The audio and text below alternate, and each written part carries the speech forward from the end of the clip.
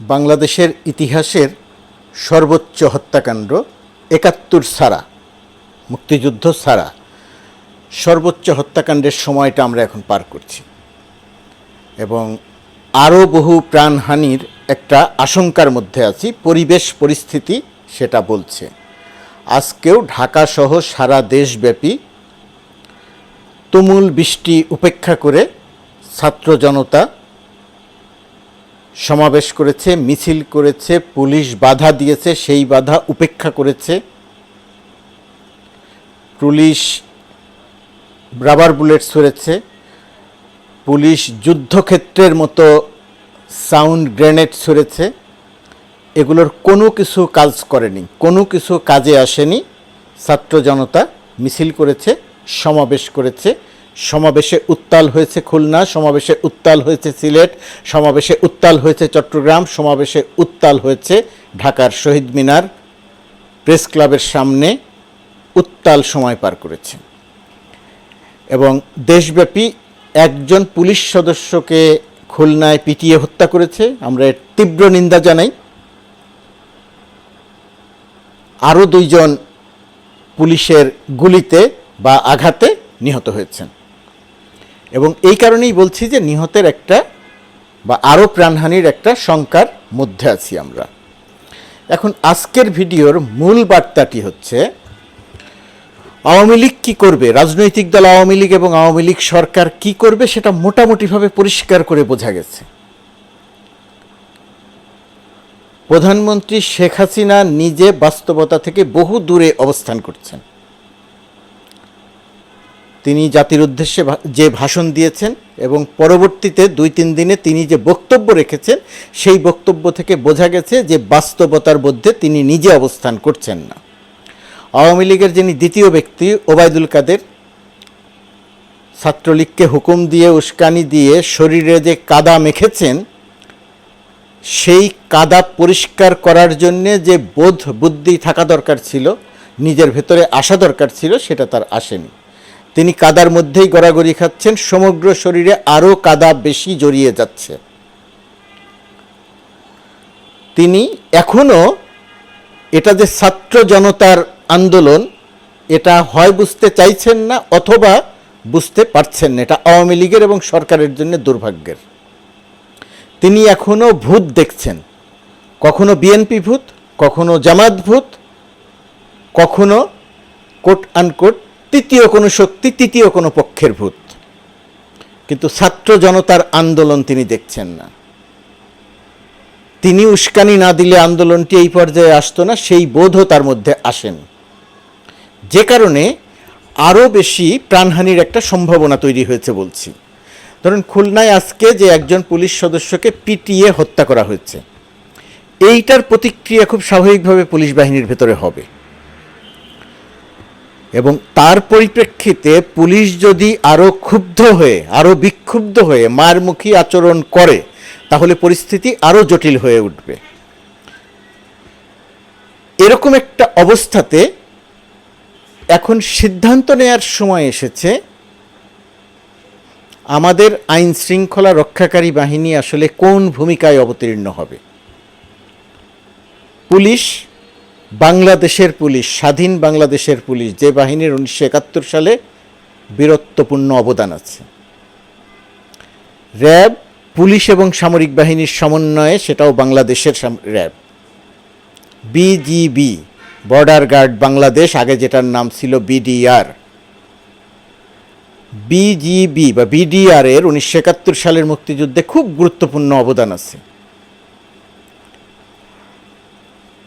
BGB আমাদের BGB, বাংলাদেশের BGB, স্বাধীন বাংলাদেশের বিজিবি। সামরিক বাহিনী, সেনাবাহিনী, বাংলাদেশের সেনাবাহিনী। এই সেনাবাহিনী, বিজিবি, র্যাব বা পুলিশের গুলিতে মানুষ মারা যাবে, স্বাধীন বাংলাদেশের মানুষ বানা যাবে, এটা কোনোভাবেই কাম্য নয়। একথা সত্যি যে সরকার, রাজনৈতিক সরকার যে পুলিশকে যে নির্দেশনা দেয়, আইন শৃঙ্খলা রক্ষাকারী বাহিনী যে নির্দেশনা দেয়, তারা সেটা পালন করবেন, পালন করেন, পালন করা দরকার, না হলে শৃঙ্খলা থাকে না। কিন্তু এখানে একটা কিন্তু আছে।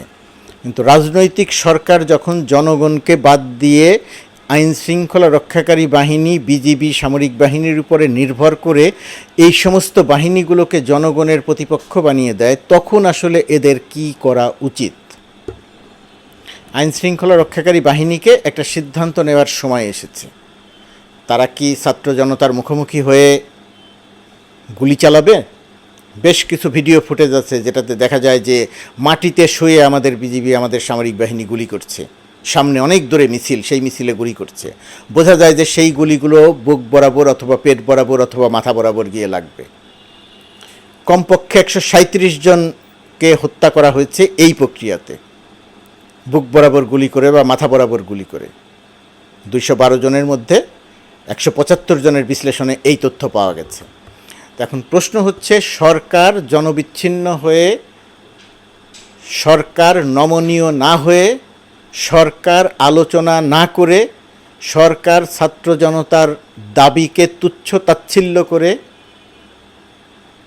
একটা মারমুখী অবস্থানে আছে। ছাত্রলীগ লেলিয়ে দিয়ে পারেনি, যুবলীগ লেলিয়ে দিয়ে পারেনি, আওয়ামী লীগ নিজে পারেনি, এখন তারা আশ্রয় নিয়েছে আইন শৃঙ্খলা বাহিনীর উপরে। এখন সেই আইন শৃঙ্খলা রক্ষাকারী বাহিনী সাধারণ জনগণের মুখোমুখি হয়ে গুলি চালানোটা কি অব্যাহত রাখবেন? সাধারণ জনতার সঙ্গে সাংঘর্ষিক অবস্থাটা কি অব্যাহত রাখবেন? সিদ্ধান্ত তাদের নিতে হবে। স্বাধীন বাংলাদেশে আমাদের সবারই সিদ্ধান্ত নেওয়ার ক্ষমতা আছে, তাদেরও সিদ্ধান্ত নিতে হবে যে তারা এই প্রক্রিয়াটি অব্যাহত রাখবেন কিনা। আমি আবারও বলছি, সরকারের নির্দেশ মেনে চলাই আইন শৃঙ্খলা রক্ষাকারী বাহিনীর দায়িত্ব। তারা অবশ্যই সেটা মেনে চলবেন, না মেনে চললে শৃঙ্খলা ভঙ্গ হয়। এই শৃঙ্খলা ভঙ্গের মতো জায়গাতে যাওয়া উচিত নয়। একই সঙ্গে এটাও উচিত নয় যে সরকার বলে দিলেই একটা জনতা, ছাত্র জনতার সঙ্গে মুখোমুখি অবস্থানে গিয়ে গুলি করা। এটা সিদ্ধান্ত নিতে হবে। আরেকটি কথা বলি, যে পুলিশের প্রশংসা করছি, সেই পুলিশের সদস্যদেরই বেশ কয়েকজনকে ভিডিও ফুটেজে দেখা যাচ্ছে ঢাকা বিশ্ববিদ্যালয়, রাজশাহী বিশ্ববিদ্যালয়, জাহাঙ্গীরনগর বিশ্ববিদ্যালয়ে দেখা যাচ্ছে তারা ছাত্রদের ধরে আনতে যাচ্ছে। সেই ছাত্রদের ধরে আনার সময় শিক্ষকরা প্রতিরোধ করছেন, এবং সেই জায়গাটিতে এটা বোঝা যায় না যে এটা স্বাধীন বাংলাদেশ। 5, 7, 10, 15 জন পুলিশ একজন ছাত্রকে চোরের মতো যেভাবে ধরছে, এবং শিক্ষকরা এসে তার প্রতিবাদ করছেন, দুমড়ে মুচড়ে ধরছেন। একজন সিভিল ড্রেসেরা, হয়তো গোয়েন্দা, কাঁধে ঝোলানো অস্ত্র, তারা একজন শিক্ষার্থীকে 6-7 জন চ্যাংদোলা করে নিয়ে আসছেন। এটা স্বাধীন বাংলাদেশের শিক্ষার্থী পুলিশ আচরণের মতো মনে হয় না। এখন প্রশ্নটা হচ্ছে যে জাহাঙ্গীরনগর বিশ্ববিদ্যালয়ে একজন শিক্ষককে দেখলাম, তিনি পরিচয় দিচ্ছেন, আমার ছাত্র এরা, এদেরকে আপনি ধরতে পারবেন না। সেখানে পুলিশ সদস্য অত্যন্ত উদ্ধত আচরণ করছেন, শিক্ষককে রাজাকার বলছেন, নিজেকে তিনি দাবি করছেন মুক্তিযোদ্ধার সন্তান, আর শিক্ষককে বলছেন রাজাকার। এত বড় উদ্ধত্যপূর্ণ আচরণ পুলিশ অফিসারের কাছ থেকে, এটা বিস্ময়কর। আমি জানি না তিনি কোটায় চাকরি পেয়েছেন কিনা, আমি জানি না তিনি যে মুক্তিযোদ্ধার পরিচয় দিচ্ছেন সেটা সঠিক মুক্তিযোদ্ধা না ভুয়া মুক্তিযোদ্ধা, যাই হোক না কেন, কিন্তু একজন বিশ্ববিদ্যালয়ের শিক্ষকের সঙ্গে এই ধরনের আচরণ শিক্ষার্থীদের মনে ক্ষত তৈরি করছে। পুলিশের সঙ্গে শিক্ষার্থীদের একটা স্থায়ী বিরূপ সম্পর্ক তৈরি হচ্ছে। একই ঘটনা ঢাকা বিশ্ববিদ্যালয়ে দেখা গেছে, একই ঘটনা রাজশাহী বিশ্ববিদ্যালয়ে, বা এর চেয়েও মর্মান্তিকভাবে দেখা গেছে যে শিক্ষার্থীদের সঙ্গে এবং শিক্ষকদের সঙ্গে পুলিশ সদস্য অত্যন্ত বাজে আচরণ করছেন, অত্যন্ত কি বলবো, অনভিপ্রেত আচরণ করছেন। চট্টগ্রামেও এই দৃশ্য দেখা গেছে। তো এই যে পুলিশ সদস্যরা সবাই এই রকম, আমি এটা কোনোভাবে বলছি না, কিন্তু একজন পুলিশ অফিসার যিনি দায়িত্বে থাকতেন, তিনি যখন একজন শিক্ষককে রাজাকার বলছেন, শিক্ষকের কাছ থেকে জোর করে শিক্ষার্থীকে ধরে নিয়ে যেতে চাইছেন, শিক্ষার্থীর মুখ চেপে ধরছেন, নারী শিক্ষার্থীর মুখ চেপে ধরছেন, এই যে দৃশ্যগুলো দেখা যাচ্ছে, এগুলো পুলিশ বাহিনীর জন্য অত্যন্ত মর্যাদাহানিকর। পুলিশ বাহিনীর অনেক আলোচনা আছে, অনেক সমালোচনা আছে, কিন্তু একটা রাষ্ট্রের পুলিশ বাহিনীর উপর আমরা অত্যন্ত নির্ভরশীল। যে কোনো কারণে আমাদের পুলিশের উপরে নির্ভর করতে হয়, এবং সেটা আরও বেশি নির্ভরশীলতা তৈরি হোক, এটাই হওয়া উচিত। কিন্তু পুলিশকে রাষ্ট্রীয়ভাবে যেভাবে ব্যবহার করা হচ্ছে, সরকার যেভাবে ব্যবহার করছে, ছাত্র জনতার মুখোমুখি যেভাবে দাঁড় করিয়ে দেয়া হচ্ছে, পুলিশকে সিদ্ধান্ত নিতে হবে যে তারা এইভাবে কতটা ব্যবহৃত হবেন। সরকারের সিদ্ধান্ত তারা উপেক্ষা করবেন সেটা বলছি না, সরকারের বিরুদ্ধে তারা বিদ্রোহ করবেন সেটা বলছি না, আমি বলছি সরকারের অন্যায় সিদ্ধান্ত নিয়ে শিক্ষকদের সঙ্গে তারা দুর্ব্যবহার করবেন কিনা, শিক্ষার্থীদের উপরে তারা দুর্ব্যবহার করবেন কিনা, গুলি চালাবেন কিনা, হত্যা করবেন কিনা, এই সিদ্ধান্ত পুলিশ, বিজিবি, র্যাব, সেনাবাহিনী সবাইকেই নিতে হবে। এই জায়গাটিতে যদি তারা একটা সিদ্ধান্তে আসতে না পারেন, তাহলে আগামী দিনে আরও বেশি রক্তপাত দেখা যাওয়ার সম্ভাবনা আছে। কারণ আজকের ঘটনা আরেকবার প্রমাণ করলো যে গুলি করে ভয় দেখিয়ে ছাত্র জনতাকে দমিয়ে রাখা যাবে না। শুধু খুলনার ঘটনা যদি বলি, দুপুরের পর থেকে খুলনা শহরে একাংশ একটা যুদ্ধক্ষেত্র করে ফেলা হয়েছে। আমি টেলিফোনে থেকেছি, টেলিফোনে শব্দ শুনেছি, হয়তো 10 সেকেন্ড পর পর, 5 সেকেন্ড পর পর একটা সাউন্ড গ্রেনেডের বিস্ফোরণ ঘটানো হচ্ছে, সাউন্ড গ্রেনেড শব্দ দেখিয়ে ভয় পাওয়ানোর জন্যে। কিন্তু এত ব্যবহার করলে সেটাতে মানুষ ভয় পায় না। কোনটা গুলি আর কোনটা সাউন্ড গ্রেনেড মানুষ গুলিয়ে ফেলছে। সুতরাং পুলিশ বা বিজিবি গুলি করলেও মানুষ হয়তো মনে করবে, ছাত্র জনতা মনে করবে এটা হয়তো সাউন্ড গ্রেনেড মারা হচ্ছে। এই জায়গা থেকে সুবিবেচনার পরিচয় দেওয়া দরকার পুলিশ, আইন শৃঙ্খলা রক্ষাকারী বাহিনী, র্যাব এবং সেনাবাহিনীকে। ছাত্র জনতার মুখোমুখি দাঁড়িয়ে যাই ঘটুক না কেন সেটা আর না বলি, কিন্তু ছাত্র জনতার মুখোমুখি স্বাধীন দেশে আইন শৃঙ্খলা রক্ষাকারী বাহিনী, পুলিশ, বিজিবি, সেনাবাহিনী দাঁড়াবে কেন?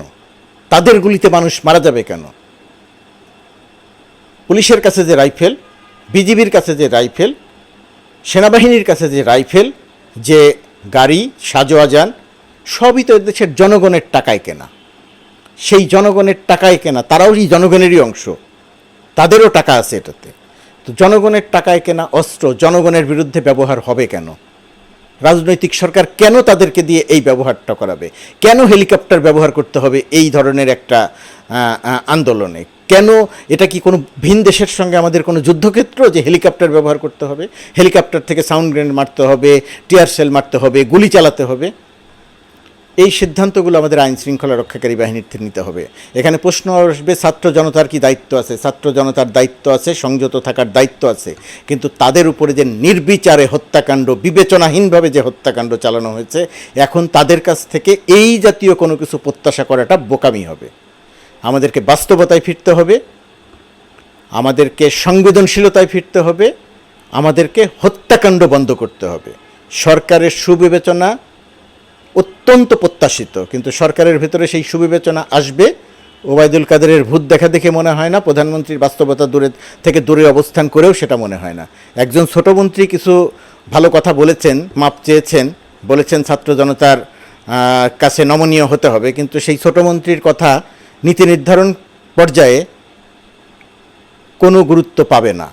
সুতরাং আমাদের আইন শৃঙ্খলা রক্ষাকারী বাহিনী, র্যাব, পুলিশ, বিজিবি, সেনাবাহিনী, তাদেরকে সিদ্ধান্ত নিতে হবে তারা গুলি করবে কিনা, মানুষ হত্যা করবে কিনা।